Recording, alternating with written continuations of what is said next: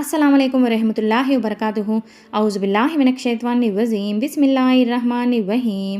Dear sisters and brothers, మనలో చాలామంది నమాజ్ చేస్తాం, రోజుకు 5 పూటలు కూడా చేస్తాం. కానీ ఒక చిన్న విషయం మనం ఆల్మోస్ట్ అందరం మిస్ అవుతూ ఉంటాం.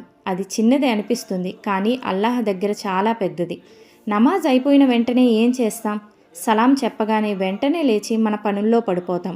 ఫోన్ చూసుకోవడం, మాట్లాడడం, లేకపోతే బయటికి వెళ్ళడం. కానీ మనం మిస్ అవుతున్నది ఏమిటంటే నమాజ్ తర్వాత దువా చేయడం. ప్రవక్త మొహమ్మద్ సల్లల్లాహు అలైహి వసల్లం వారు మనకు చెప్పింది ఏమిటంటే నమాజ్ తర్వాత సమయం చాలా ప్రత్యేకమైనది. ఆ టైంలో చేసిన దువా అల్లాహ్ దగ్గర చాలా విలువైనది.